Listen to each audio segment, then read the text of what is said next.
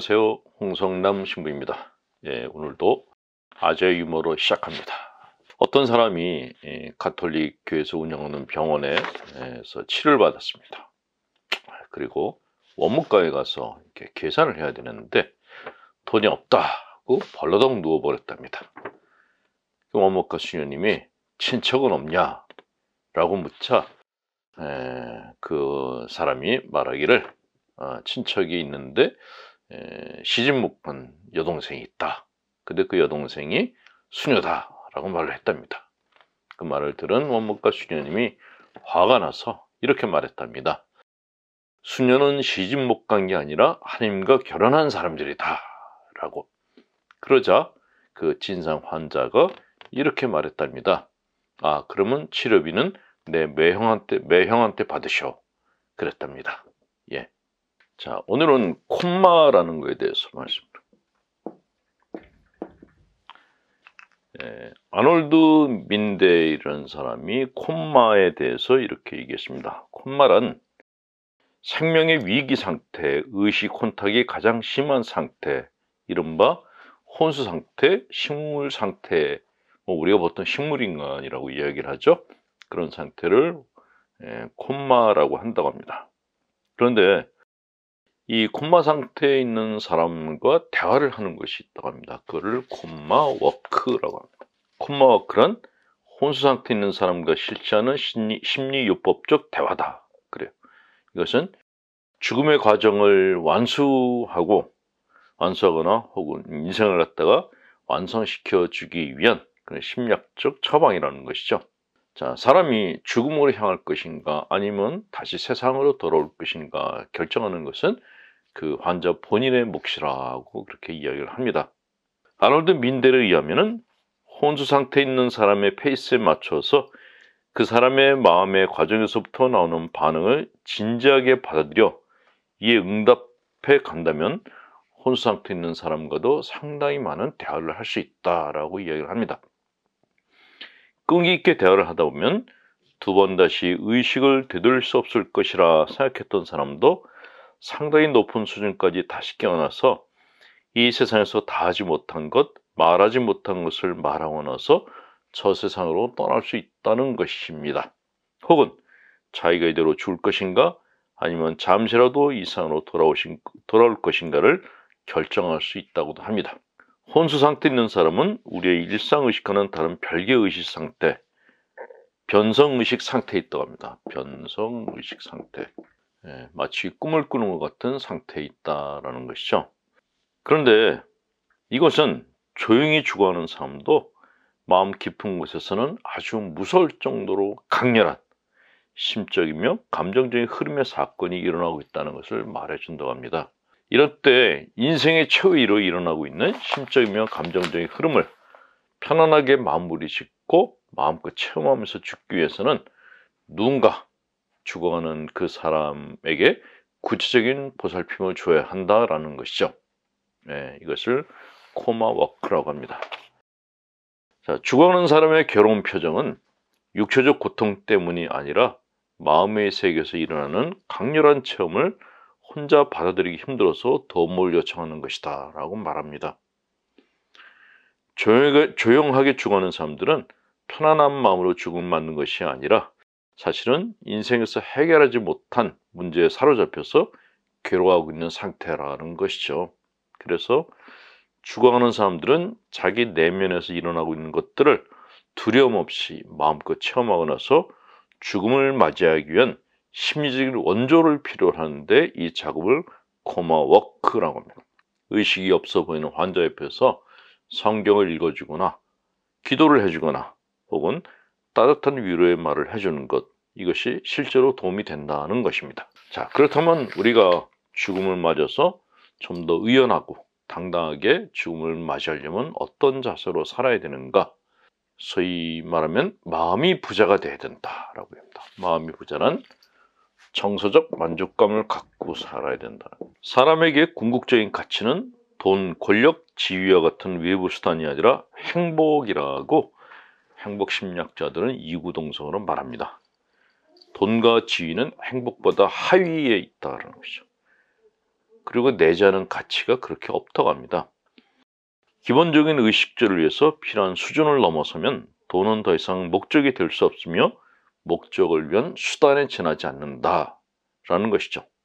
그런데 우리는 때로 수단과 목적을 혼동하고 수단인 돈을 위해서 목적인 행복을 희생할 때가 자주 있습니다.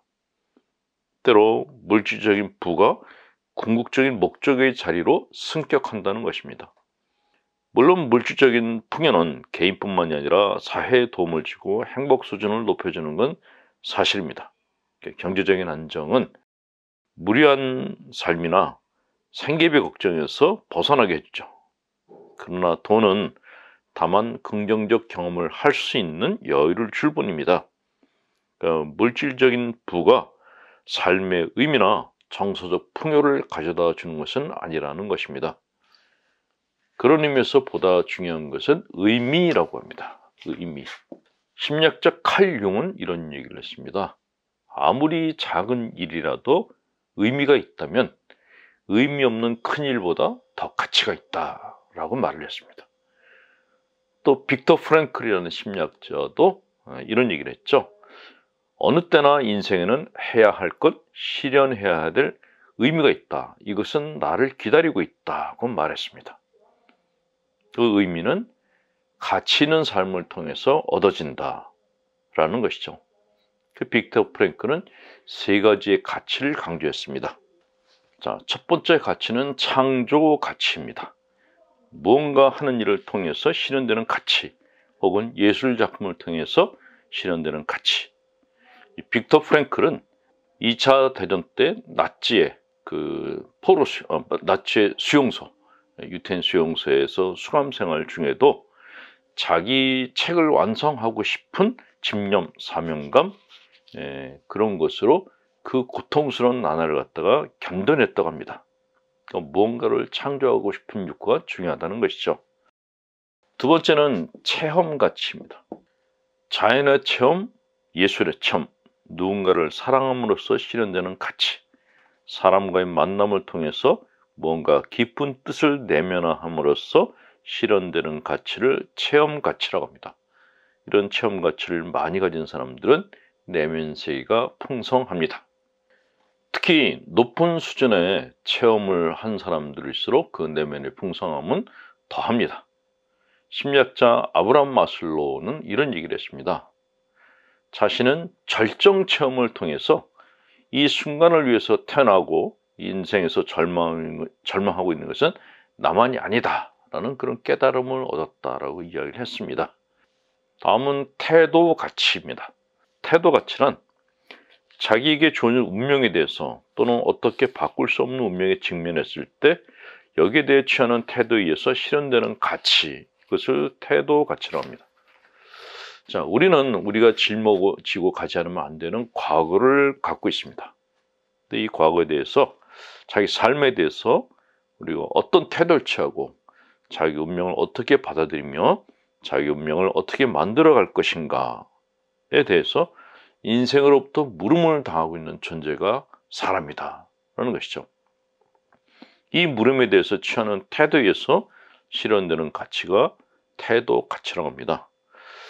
빅터 프랭클은 사람에게는 이 태도 가치가 있기 때문에 인생에 의미가 있다는 것을 결코 부정할 수가 없다. 창조 가치, 체험 가치를 다 빼앗긴 사람이라 할지라도 이 태도 가치만은 빼앗아갈 수 없다고 말한 바 있습니다. 인생의 자유는 조건으로부터의 자유가 아니라 조건에 대하여 어떤 태도를 취할 수 있는가의 자유다라고 말한 것입니다. 이렇게 자기 인생에서 가치 추구를 충분히 한 사람들은 죽음을 맞았을 때에도 유연하고 당당할 수 있다라고 말합니다. 이탈리아에서 코로나로 인해서 목숨이 위태롭게 된 7순이 넘은 그 이태리 신부님이 산소호흡기를 자신이 아니라 젊은 사람에게 주라고 하시고 선정하신 그런 사례가 있었다고 합니다. 이런 분이야말로 당신의 삶 전체가 가치 추구를 충분히 하신 그런 분이 아닌가 하는 생각이 듭니다.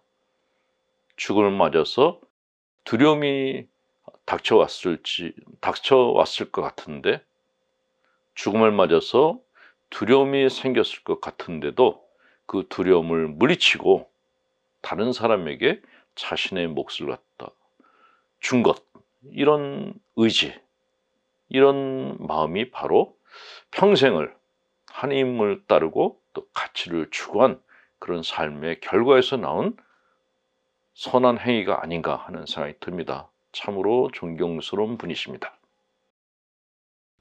송봉예 시인의 시를 하나 보내드립니다. 수모한 능욕을 겪고 있는 그 사람, 그의 얼굴을 오래 들여다본다. 오래도록 나도 약간 흔들렸었지. 그래도 이건 아니다. 그를 보라. 그의 온몸에서 느껴지는, 눈빛에서 느껴지는 마음 깊이 간직한 순결과 정직과 겸손으로 신의의 향기를 온유하게 지니고 있다. 저 흐트러짐 없이 견디고 있는 모습, 이미 그는 하나님의 자비를 기다리고 있다. 세상 사람들도 알고 산천 초목도 다 아는 저 억울함의 극치를 하나님의 이름으로나 해독될 이 모든 일은 주님의 손에 붙여졌다. 끝까지 견디며 자존을 지키고 웃으며 돌아오기를 기도한다. 힘겨운 시간을 잘 이겨내고 버텨내고 극복하실 수 있도록 강복드립니다. 전능하신 하나님, 성부와 성자 성령께서는 우리 교우들에게 축복을 내리셔 길이 머물게 하소서. 아멘. 홍성남 신부였습니다.